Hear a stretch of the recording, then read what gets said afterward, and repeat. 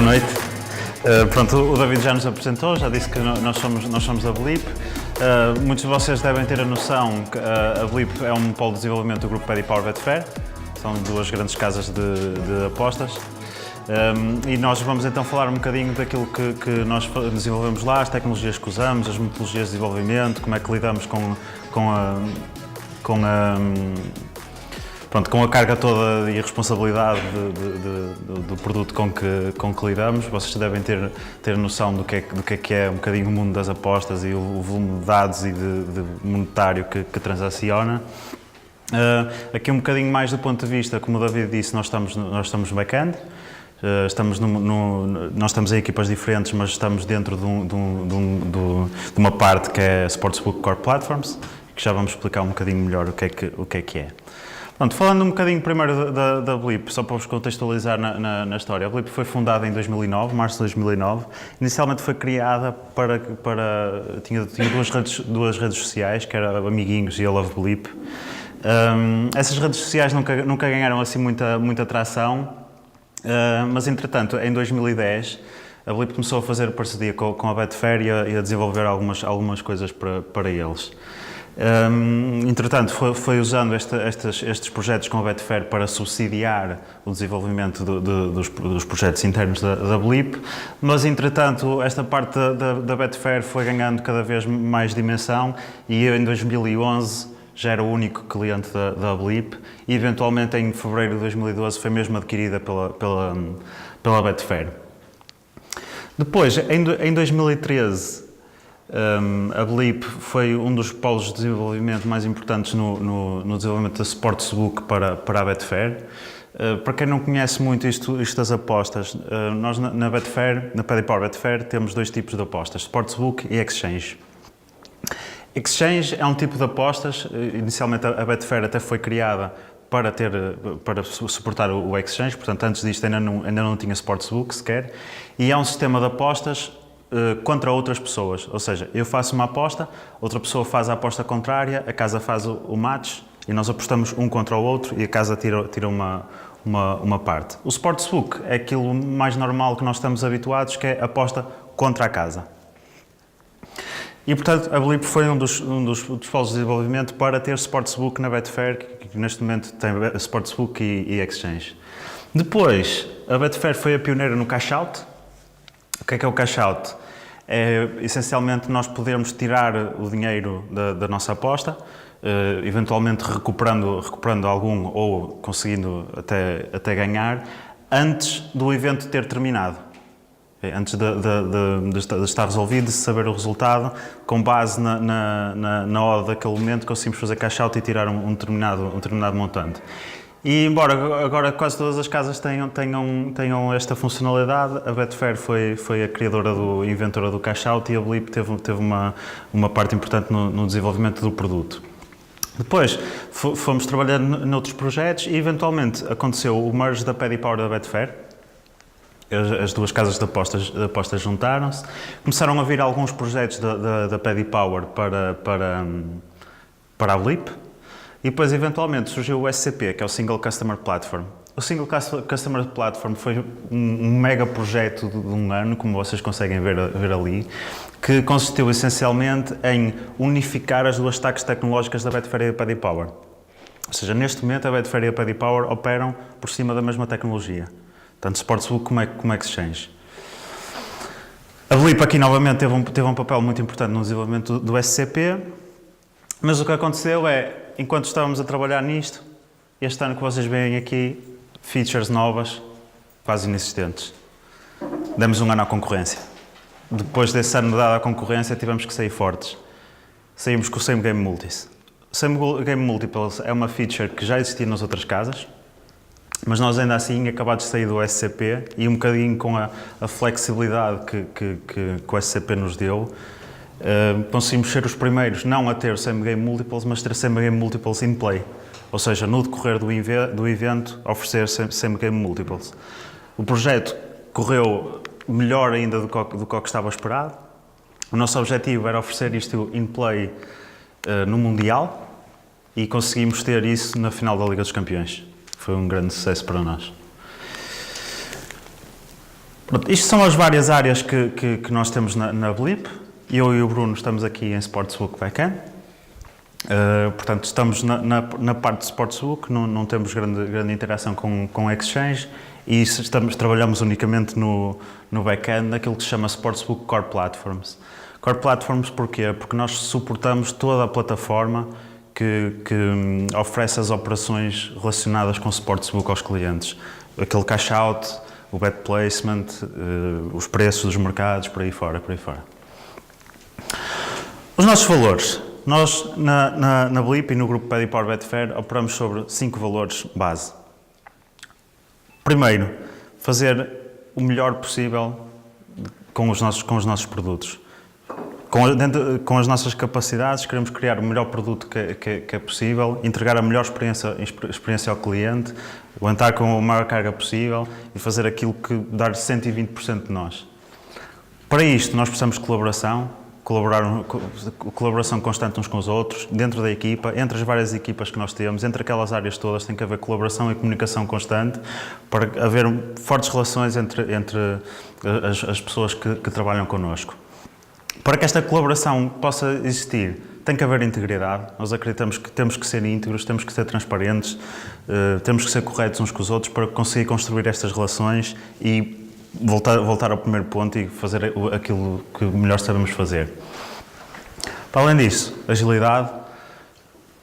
Todos nós sabemos que vivemos num mundo de mudanças rápidas, nós temos que nos conseguir adaptar a essas mudanças e nós tentamos estar no nosso melhor quando as coisas mudam e adaptar-nos o mais rápido possível, mantendo a qualidade dos nossos standards. Low ego. Nós temos que acreditar em nós próprios, temos que dar o nosso melhor, mas também temos que acreditar nos outros, temos que acreditar no potencial dos outros, ouvir aquilo que eles têm para nos dizer e por muito que a gente saiba, temos sempre que aprender com os outros. Com estes valores em mente, vamos então falar um bocadinho, vamos aqui mais mãos na massa e falar sobre o nosso Development Life Cycle. Essencialmente, todas as equipas na Blip operam em Scrum com alguns componentes eventualmente de Kanban, e embora isto seja, cada equipa adapta um bocadinho à sua realidade, à sua dimensão, aos seus componentes, por aí fora, há 4 cerimónias principais que todas as equipas realizam e que são comuns a toda a gente. E esta ordem é um bocadinho o life cycle de cada user story que nós implementamos. Nós começamos na grooming. O que é grooming? As user stories chegam à grooming, já têm acceptance criteria, já têm uma descrição minimamente detalhada, já percebemos aquilo que temos para fazer. A equipa discute entre si, mais ou menos como é que vamos implementar aquilo, já há alguns detalhes técnicos, e temos que pontuar a user story, portanto dar uma pontuação com base no esforço e o tempo de desenvolvimento que ela demora a fazer. E portanto, para haver essa pontuação, a user story tem que estar suficientemente detalhada e com esse detalhe, mais a pontuação, as user stories devem sair da grooming prontas a ser trabalhadas. Depois, no início de cada sprint, nós trabalhamos em sprints quinzenais, que é o que estamos mais ou menos habituados no Scrum. Começa sempre com uma sprint planning, onde nós pegamos nas user stories que já fomos conversando na grooming e aqui atribuímos mesmo a cada pessoa quem é que vai ficar responsável por cada user story. Cada user story pode ter várias tarefas lá dentro que também podem ficar distribuídas entre várias pessoas e, portanto, nós saímos da sprint planning à segunda-feira, temos que estar prontos para trabalhar, para pegar na user story, saber qual é a user story mais prioritária, porque também ordenamos por prioridade e sabemos aquilo que temos para fazer naquela sprint. Depois, todos os dias, fazemos a nossa Daily Scrum Meeting, aquilo que é conhecido como stand-up, que vocês estão aqui a ver. Aqui as equipas variam mais na stand-up, na maneira como fazem. Algumas equipas optam pelo analógico, como vocês estão aqui a ver, com um quadro branco e uns papéis. Outras optam por usar uma televisão e usam diretamente o computador. Portanto, aí é um bocado a preferência de cada equipa. Aqui o que nós tentamos fazer é discutir aquilo que fizemos ontem, o que estamos a fazer hoje e o que é que nos pode estar a impedir de continuar o nosso trabalho.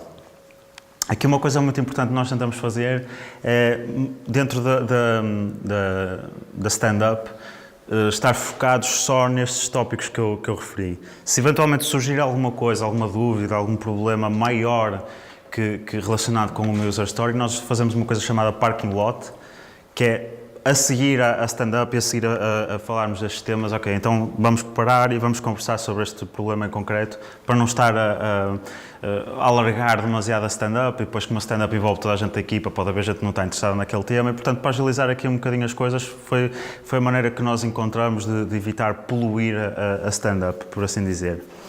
E depois, no fim de cada sprint, temos uma retrospectiva, que é o que vocês veem aqui a acontecer na foto de baixo.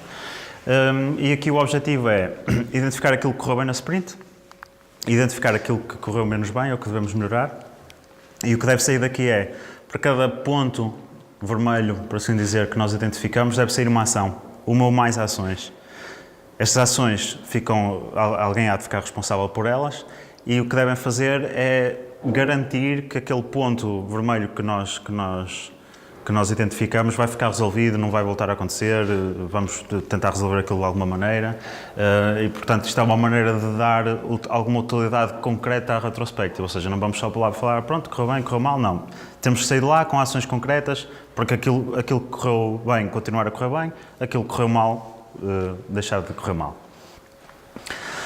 Pronto. Depois, o que acontece aqui muitas vezes é que nem sempre as user stories que nós temos, ou as features que nós queremos implementar, ou que queremos mudar no nosso produto, é imediatamente claro para nós como é que nós podemos implementar aquilo. Há coisas que precisam de investigação, que temos dúvidas, não sabemos muito bem como e se vamos conseguir fazer aquilo, então nós temos umas user stories especiais, por assim dizer, que nós chamamos spikes. Os spikes, no fundo, são user stories de investigação. Dos spikes, tipicamente, resulta documentação, a explicar o resultado todo daquela investigação, como é que podemos implementar, como é que não podemos, uma ou mais propostas de solução. Eventualmente, pode ser implementado no decorrer do spike um Proof of Concept, nós chamamos um POC, que é essencialmente uma pequena implementação não ainda muito elaborada para provar que aquilo é possível fazer. E isso permite-nos chegar ao fim do spike e dizer com confiança, ok, nós conseguimos fazer isto, dá para fazer assim, dá para fazer como nós estamos à espera, em termos de performance tem este impacto, não tem, e portanto podemos avançar. E tipicamente também saímos no fim do spike com user stories criadas para a implementação daquilo que estávamos a investigar. Ou seja, no fim do spike não há dúvidas, o trabalho é este, vamos fazer assim e demora este tempo. No decorrer no final do spike fazemos por norma também uma sharing session em que a pessoa que está responsável pelo spike vai explicar ao resto da equipa ou a outras equipas, se às vezes é o caso, às vezes há spikes que envolvem várias equipas. Vai explicar os seus findings, o que é que concluiu e no fundo, obter o parecer da equipa. E durante o spike podem também haver uma ou mais design sessions, onde nos juntamos todos para tentar conversar e fazer um brainstorming de como é que vamos atacar aquele problema em concreto. Bom, depois, em termos de qualidade, durante a sprint, nós temos, portanto, para tudo aquilo que é implementado, nós fazemos code reviews, usamos uma tool da Atlassian que é o Crucible, onde as pessoas podem ver o código, ver o diff do código e fazer comentários. E nós não fazemos nada, não fazemos merge para master de nada sem ter tido pelo menos mais 3 code reviewers, ou seja, há 4 pessoas que olharam para o código, quem implementou e os 3 code reviewers.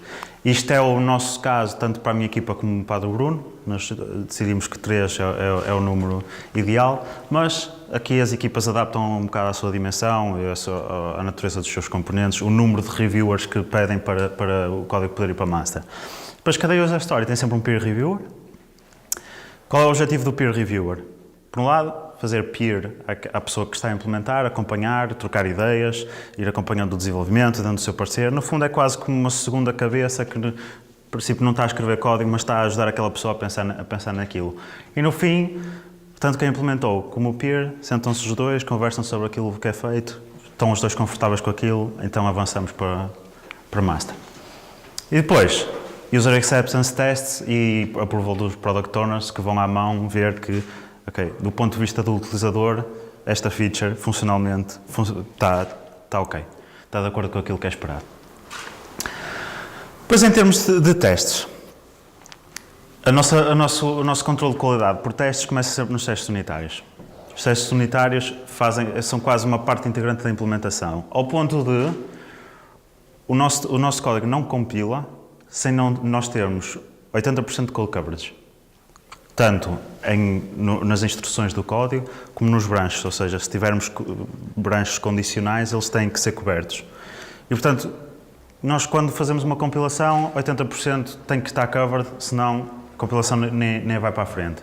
E, portanto, esta parte dos testes unitários, nós nem consideramos que uma feature está implementada sem ter estes testes unitários e o code coverage. Mas isto garante-nos que aquelas partes isoladamente estão a funcionar. Nós temos que testar o componente completo. E para isso temos 3 tipos de testes. Os component tests, que são essencialmente testes em que aquele componente está isolado do resto do mundo. Ou seja, nós simulamos tudo aquilo que está à volta. Isto é muito importante para nós porque permite-nos perceber que aquele componente sozinho funciona como nós estamos à espera, independentemente daquilo que o rodeia. E o que tem de muito interessante é que nós podemos trabalhar em features mesmo que os componentes que estão à nossa volta ainda não suportem essa feature. Isto porquê? Porque nós estamos a simular esse componente externo e, portanto, nós podemos dar-lhe o comportamento que quisermos. E, portanto, isto garante-nos que, se aquele componente externo se comportar efetivamente como nós estamos à espera, então o nosso componente está ok. Mas depois, o componente vai para o mundo real e então por isso é que temos os integration tests. Aqui, o componente já integra efetivamente com os componentes que estão à volta, num ambiente específico para isso. O Bruno já vai explicar um bocadinho melhor como é que isso funciona. E, portanto, aqui validamos se, por um lado, estamos a fazer os pedidos corretamente e se estamos a receber as respostas que estamos à espera. E, por fim, testes de sanidade, que no fundo servem para validar os deploys, ou seja, se quando um serviço é deployed, um componente é deployed num ambiente, se ficou tudo bem, portanto, tipicamente já há um pedido externo que valida mesmo se as networks, se está tudo bem, se o serviço responde, se a resposta é aquela que nós estamos à espera. Imagina, isto é importante em produção, porque são os testes automáticos que nós corremos em produção e percebemos, ok, este deploy ficou correto. Coisas do género, efetivamente fazer uma aposta. Colocar uma aposta, fazer um pedido de HTTP, colocar uma aposta, ver que a aposta ficou colocada. E, portanto, é quase como se simulássemos um cliente a usar o nosso componente. Depois, em termos de análise de código, ainda ali dentro da compilação temos verificações de estilo, style checks, que validam um conjunto de, pronto, no que diz respeito ao estilo de código, portanto o código está correto, tem testes unitários, mas em termos de estilo também temos um conjunto de padrões para garantir que é legível, que está dentro daquilo que nós estamos à espera e, portanto, temos um conjunto de regras de estilo que fazemos mesmo em force. E depois temos o Sonar, o Fortify e o Checkmarks, que essencialmente oferecem uma bateria de análise sobre o código que nos permite perceber se há falhas de segurança, se há práticas menos corretas e, portanto, se há ali código que, embora esteja correto, embora funcionalmente funcione, esteja tudo impecável, na verdade estamos ali a expor uma vulnerabilidade de segurança ou estamos a desreferenciar uma zona de memória que não devemos e por aí fora. E, por fim, temos as validações manuais, que, ok, estes testes são automáticos, mas é preciso manualmente ir lá, interagir com o componente e ver que a feature está implementada como nós queremos. Vou falar agora um bocadinho mais concretamente naquilo que nós trabalhamos. A nossa arquitetura está essencialmente assente sobre microserviços. Ou seja, cada um dos nossos componentes tem uma única responsabilidade. Ao ponto de, imaginem, às vezes um componente responde unicamente a um endpoint, realiza só aquela operação ou responde só àquele pedido e pronto. Isto tem algumas facilidades. É mais fácil estender os componentes, porque eles só têm aquela responsabilidade. É mais fácil fazer scale. Nós podemos adaptar a infraestrutura àquele componente, né? Podemos acrescentar instâncias, tirar instâncias conforme queremos e apropriar aquele componente em concreto e, portanto, torna-se mais fácil fazer isto. É mais fácil de perceber porque só tem uma responsabilidade, não há ali muito por onde fugir e os deploys são mais fáceis. Nós podemos fazer deploy só daquele microserviço e está feito, só mexemos naquela operação. Também nos está alguma resiliência e ajuda-nos um bocadinho a acomodar a diversidade tecnológica, ou seja, nós conseguimos aumentar a nossa stack, nós não temos grande problema em acrescentar mais uma dependência, porque é só para aquele serviço ou para aquele conjunto de serviços que precisa daquilo e torna-se mais fácil gerir a stack desta forma e garantir que não crescemos de uma forma desmenorada. Mas isto não é tudo, tem os seus desafios, não é? Trabalhar com microserviços, nomeadamente monitorização. Ter métricas como em logs torna-se um bocado complicado cruzar dados. Imaginem, uma user journey de um bad placement é capaz de passar por 5, 6, 7, 8 microserviços e nós, para reconstruir tudo aquilo que o utilizador fez, até o momento em que coloca a aposta, ou até o momento em que a aposta é resolvida, ou até o momento em que faz cash out, não está na mesma máquina. Está em várias máquinas de vários serviços e nós então temos o desafio de, ok, como é que nós agora vamos cruzar isto para perceber que foi tudo da mesma journey. Lá está, são os tais problemas de traceability. Depois, claro, que surge um overhead de comunicação maior, temos componentes a comunicar entre si, a comunicação não é direta, estão em instâncias diferentes, temos overhead. Por outro lado, a stack tecnológica tem que crescer para acomodar isto e, portanto, aqui a parte do Diversity of Technology tanto aparece no bom como no mau. E, por fim, temos problemas novos de segurança para enfrentar, porque componentes a falar entre si, dados em rede, mais problemas de segurança. Para isto, nós temos a ajuda de um Cougar, não é o tipo de Cougar que vocês estão a pensar, é uma framework chamada Cougar. O Cougar é uma framework interna que nós temos, mantida e desenvolvida na Paddy Power Betfair, que já nos oferece extensões para logs, monitorização, integração com serviços remotos, outros serviços Cougar, Kafka, SonicMQ, etc. Troca de mensagens. Uma coisa muito importante que isto faz é abstrair-nos da camada de transporte, ou seja, nós não nos preocupamos com a parte da HTTP e por aí fora, nós simplesmente definimos qual é o contrato, num formato que nós temos, já vou falar a seguir, e aquilo suporta os protocolos de comunicação automaticamente. É uma framework desenhada para um throughput muito alto, expõe métricas pela consola de JMX e tem integração com o Maven, que são pontos muito importantes para nós. Pronto, eu há pouco estava-me aqui a adiantar um bocadinho, porque eu ia falar, no que diz respeito à camada de transporte, a única coisa que nós estamos a fazer nesta framework é definir o nosso BSIDL, que é o Betfair Service Interface Definition Language. Nós basicamente definimos qual é a interface com aquele microserviço e ele automaticamente expõe aquilo para HTTP, JSON RPC e por aí fora. E, portanto, nós com essa parte não nos preocupamos. Nós dizemos, ok, entram estes pedidos, saem estas respostas, podemos eventualmente, vamos exportar uma feature nova, o contrato vai mudar, nós criamos a nossa definição de linguagem, mandamos aquilo para o front-end, eles podem imediatamente começar a trabalhar nisso. Que é outra das vantagens que o Cougar nos dá, que é a consistência através da empresa. Pronto.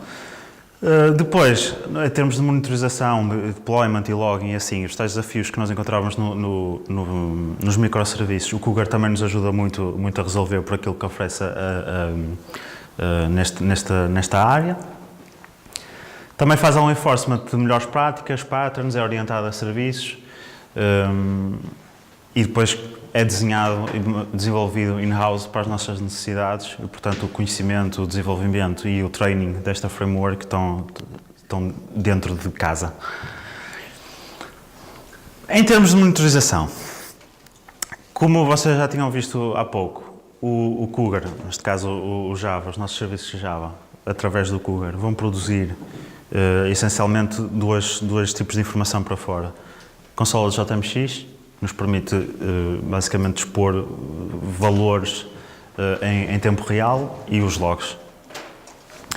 Estes valores, estas operações de JMX, estes atributos que são aqui expostos, são coletados para uma TSDB e estes logs são coletados para o Splunk.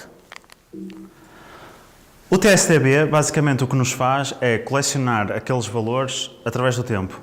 E nós depois podemos usar o Grafana, que é uma tool de visualização de gráficos e de criação de dashboards, que nos permite estar a ver aquilo em tempo real. Nós usamos isto para coisas tipo operation counts, response times, error counts, usage de memória, CPU, disco, networks, o tráfego que entra, o tráfego que sai, coisas tipo Java Garbage Collections e, portanto, dá-nos muita informação sobre aquilo que está a acontecer nos serviços em tempo real.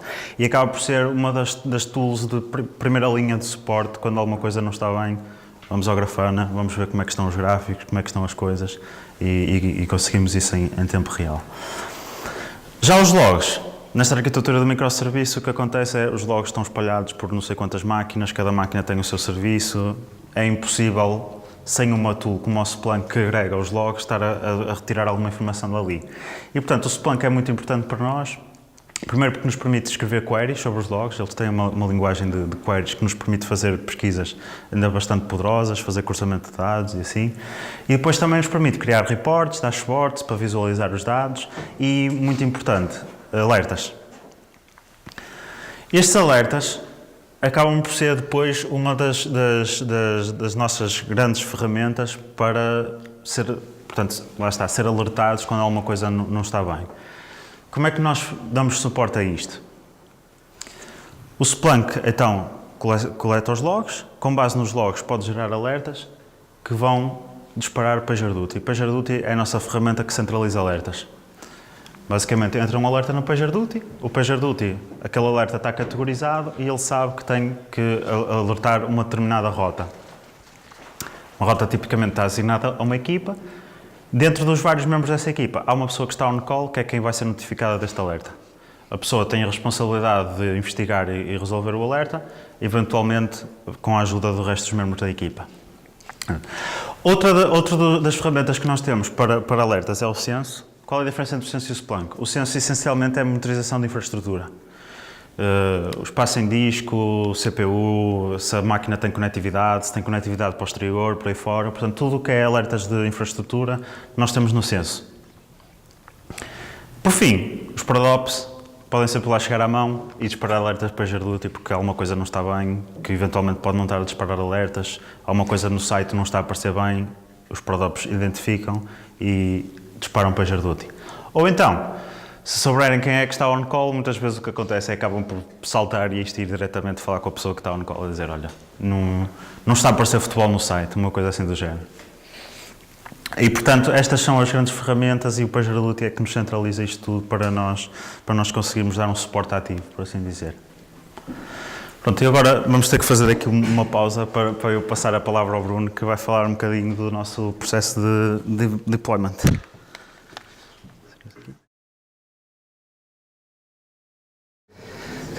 Boa tarde a todos. Eu vou-vos falar do nosso processo de deploy, ou seja, do nosso Continuous Integration, ou seja, desde que é feito um push para master até esse mesmo código estar a servir os nossos clientes em produção. Ou seja, assim que há um push para master, nós temos jobs no Jenkins que o que vão fazer é começar a fazer uma build do nosso código, ou seja, vão correr os nossos testes unitários, vão correr as nossas tools code analysis.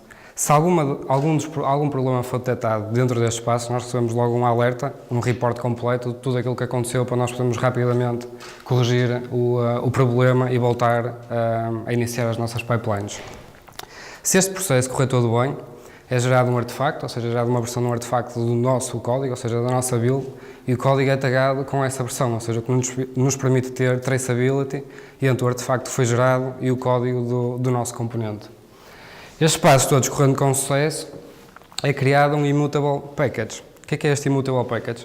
Este package que nós criamos para fazer deploy nas nossas pipelines contém o versionamento de tudo, ou seja, desde qual é a imagem do sistema operativo que nós queremos instalar, desde quais são as configurações de infraestrutura, ou seja, quantas máquinas nós queremos, qual vai ser o número de CPUs de cada máquina, a memória RAM, o disco, etc. Ou seja, todas essas configurações são versionadas dentro do manifesto daquele Immutable Package. Desde configurações de rede, ou seja, todas as portas que o nosso serviço vai abrir, todos os componentes que o nosso serviço vai precisar de aceder, ou seja, todas essas regras são definidas nesse manifesto.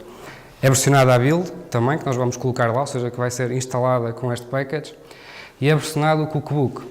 Nós utilizamos o chef para definir todos aqueles passos que nós temos que fazer para instalar o nosso componente, ou seja, instalar todas as bibliotecas, instalar o nosso componente, configurar o nosso componente corretamente para cada um dos nossos ambientes. Tudo isso é definido sobre um cookbook chef e esse cookbook, mais uma vez, também é versionado neste Immutable Package. Este Immutable Package permite-nos fazer deploy do componente 2 e se precisarmos no futuro voltar a fazer deploy, ter uma garantia que vamos instalar exatamente a mesma coisa que tínhamos no passado. O que é muito bom quando chegamos à produção e se por acaso acontecer algum problema ao fazermos deploy daquele componente, nós rapidamente, em questão de minutos, conseguimos fazer rollback para a versão que estava lá anteriormente, sem nenhum problema e conseguimos fazer isso com segurança. Portanto, passando agora para a parte das pipelines, nós utilizamos o Go para fazer a gestão das nossas pipelines, ou seja, correr todos os passos para fazer a instalação em cada um dos ambientes, as promoções dos nossos packages entre ambientes. E para explicar aqui um bocadinho os nossos ambientes, nós temos ali 4 availability zones, são as availability zones que nós temos. O que é que são estas zonas? São zonas que garantem um isolamento entre os vários ambientes, ou seja, não há comunicação, não há nenhum contacto físico, ou seja, são separadas fisicamente e logicamente, ou seja, não há conectividade nenhuma entre uma availability zone e outra availability zone. Isto dá-nos segurança também, ou seja, não pode haver nenhum componente que de alguma forma vá afetar, ou seja, um componente que acabou de ser colocado e até pode estar mal parametrizado, estar a aceder a dados ou a componentes de produção. Ou seja, garante-nos este isolamento, ou seja, não há mesmo comunicação nenhuma, nem nenhum tipo de carga que esteja a haver num dos ambientes pode afetar os outros, porque eles fisicamente estão mesmo separados. Os 4 ambientes que nós temos é Q&A, NXT, Perf e Prod. Dentro de cada uma destas zonas, cada componente pode ter mais do que um ambiente. Isto é aquela configuração que nós temos típica em Core Platforms, onde nós trabalhamos. Então, os nossos componentes em Q&A têm geralmente 2 ambientes. O ambiente de mock e o ambiente de trunk, que são disputados automaticamente, ou seja, assim que o nosso código passa todos os testes, cria o immutable package, este processo é todo automático até entrar aqui. E começa a ser feito o deploy nestes 2 ambientes do novo package que nós acabamos de gerar. Em mock, o nosso componente é arrancado, é instalado, em que todas as suas dependências externas são mockadas, é aqui onde vão correr automaticamente também os nossos component tests. Caso alguma coisa corra mal a correr estes testes, às vezes somos alertados e temos um relatório de todos os testes que falharam, ou seja, qual foi o requisito funcional que não está a ser cumprido do nosso componente. O processo de deploy acabando, correndo os testes e estando tudo a 100%, e acabando também o deploy de trunk. Em trunk já é um ambiente em que eu andei, o nosso componente já não está instalado com todas as suas dependências mockadas, ou seja, já está instalado a ligar aos componentes que estão dentro da plataforma. Há um sanity test que corre no final para garantir que existe comunicação entre os vários componentes. Este processo todo correndo com sucesso, o nosso package passa a ser promovido para NXT. NXT é um ambiente que nós temos que já é estável, ou seja, onde temos tudo a correr lá. E é neste ambiente onde nós já conseguimos fazer os nossos testes manuais, ou seja, conseguimos validar end-to-end, que fazemos uma alteração ao mercado, que colocamos uma beta e que isso tudo está a funcionar. Ou seja, é este ambiente aqui que nos permite fazer estes testes todos e fazer todas as experiências possíveis. E até aqui o processo é todo automático. A partir daqui é que já entramos numa fase mais manual. O package, assim que é deploy NXT e correm os sanity tests, ou seja, dentro daquele conjunto de passos, passa a ser promovido para o próximo ambiente, que é Perf. Perf é o ambiente onde nós vamos correr os nossos testes de capacidade. É aqui onde nós vamos perceber qual é que é o limite do nosso componente. É aqui que nós vamos perceber se houve alguma regressão de performance ou não, face a uma build anterior. E é aqui que nós vamos garantir que o nosso componente vai aguentar com a carga que ele precisa ter para conseguir aguentar com o nosso workload de produção. E mais uma vez, como estamos ali a falar dos immutable packages, caso nós precisamos de testar o nosso componente com um tipo de workload diferente, nós simplesmente podemos não ter testes no passado em que temos métricas sobre qual era a carga que ele aguentava se fosse este tipo de workload. Então nós podemos fazer deploy aqui de uma build anterior, portanto vamos buscar uma versão anterior do nosso package que já tenha passado por aqui, podemos fazer deploy dela e voltar a correr os testes contra isso e conseguir comparar qual é que era a performance que nós tínhamos no passado face à performance que nós temos agora. Garantindo nesta fase que o nosso componente está estável e vai conseguir aguentar aquela carga, passamos para a próxima fase da nossa pipeline, que é pôr o nosso componente em Dark. Dark é um ambiente que já está na Availability Zone de Prod, ou seja, é um ambiente que está a receber tráfego de produção e aqui nós podemos pôr o nosso componente já a tráfego de produção, apesar de não estar a servir os clientes. Ou seja, é aqui onde nós vamos conseguir cruzar métricas diretas, ou seja, o componente vai estar a receber exatamente o mesmo tráfego. Conseguimos perceber se num cenário real há alguma diferença de performance, ou seja, houve uma melhoria ou está a haver algum erro inesperado. E é aqui onde nós conseguimos detectar isto ainda mesmo antes do componente estar a servir os nossos clientes. Correndo tudo bem nesta fase, é quando nós passamos para a fase final da nossa pipeline, que é colocar o nosso componente em produção. Nesta fase daqui, se mesmo assim, depois de ter passado por este processo todo, alguma coisa correr mal, nós conseguimos rapidamente voltar a colocar a versão antiga, não tendo quase impacto nenhum para o cliente. Portanto, é este o nosso processo de deploy. Agora vou-vos falar aqui de um serviço e antes de falar deste serviço vou-vos primeiro explicar o que é o mercado. Quantos de vocês aqui é que já fizeram alguma aposta num site de apostas? Portanto, vou-vos tentar explicar o que é o mercado. Por exemplo, se falarmos num jogo de futebol, se vocês já foram a um site de apostas, portanto, se falarmos num jogo de futebol, quando vamos lá, vemos várias secções para apostar, várias categorias, tipo quem vai ser o primeiro marcador do jogo, qual vai ser o resultado exato. Cada uma destas categorias é um mercado em que tem vários resultados possíveis onde nós podemos apostar. Portanto, no fundo, esta é a definição assim muito alto nível do que é o mercado. Este componente que nós vamos falar aqui, e nós escolhemos este componente por, primeiro, ser um componente que é transversal a quase todos os componentes que nós temos em Core Platforms, onde hoje trabalhamos, e segundo, que também representa muito bem aqueles problemas de performance e de arquitetura e aquelas soluções que nós temos que lidar para conseguir aguentar com esta escala que temos lá. Este é um componente que é responsável por processar todas as notificações de preço, mudanças de estados do mercado e publicar isso para todos os componentes que precisam ter informação dos mercados. Ou seja, que precisam mostrar ao cliente qual é que é o preço certo, ou seja, que precisam garantir que quando um cliente está a fazer uma bet, que está a fazer a bet com o preço correto.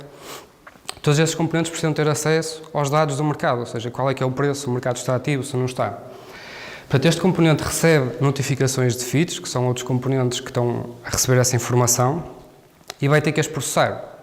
Nós conseguimos ter ativamente 250 mil mercados a ser oferecidos aos nossos clientes e processar cerca de 10 mil alterações de mercados por segundo. Portanto, este componente tem que lidar com isso e tem que conseguir expor isso aos nossos clientes. Como é que nós fizemos isto? A marca Stream está a usar o Actor System do ACA para lidar com cada mercado como se fosse uma entidade. Ou seja, tem um ator responsável por lidar com todas as operações que estão a acontecer naquele mercado. Pegar nessa alteração, processá-la com aquilo que conhece do mercado e gerar uma mensagem para atualizar o estado nos outros clientes. Esse Actor System está distribuído pelo nosso cluster de máquinas deste componente e é feito um roteamento para distribuir a carga, ou seja, temos os mercados divididos pelo nosso cluster. Este componente também é à prova de falhas, digamos assim, num cenário em que cada uma destas operações que acontece sobre o mercado, o próprio ator tem um sistema de event sourcing que permite gravar essas operações e, em caso de uma das instâncias ir abaixo, ele permite passar aquele ator, ou seja, aquele mercado, passar a ser processado noutra máquina e recuperar o estado que tinha para conseguir aplicar as changes que estão a decorrer para lá e continuar a manter o preço atualizado para os nossos clientes. Para fazermos a entrega dessas mensagens aos clientes e conseguimos escalar, nós temos mais de 300 serviços ligados a isto. Temos mais de 300 máquinas a consumir estas mensagens, portanto, temos que publicar estas mensagens para muitas máquinas. Então, essa mensagem nós estamos a usar streams para fazer esta troca de mensagens, estamos a usar o Kafka como o broker intermédio para fazer essa entrega. Estamos a usar um protocolo otimizado, estamos a usar protobuffer para comprimir a mensagem e reduzir todo o overhead possível que possa haver de network para fazer a entrega destas mensagens. E temos também um cliente que é capaz de ler essas mensagens que estão num formato otimizado para reduzir todo o overhead possível, de só mandar o mínimo possível para atualizar os dados dos nossos clientes. E esse cliente é capaz de ler essas mensagens e aplicar e notificar os clientes do que é que mudou e garantir que eles vão ter dentro do seu componente o último estado dos mercados todos que nós temos. Portanto, no fundo, é este aqui o desafio técnico deste produto. Agora, sem me alongar assim muito mais, vou-vos mostrar alguma das tecnologias que nós estamos a usar. Isto está mais ou menos separado por áreas da empresa. Esta é a área de front-end, ou seja, como podem ver, Angular, React, entre outras coisas. Esta aqui é a parte de Core Platforms, onde eu e o João estamos. Portanto, temos desde Elasticsearch, Java fundamentalmente, Scala, Akka, o Chef, o Cassandra, Kafka. Portanto, temos uma série de tecnologia que é partilhada entre os nossos componentes. Alguma é comum, a outra é específica para um dado componente, mas no fundo é aquela tecnologia que nós temos entre os componentes que nós trabalhamos. E agora aqui, esta aqui são algumas das ferramentas que nós usamos para métricas, para visualizarmos métricas, para logs.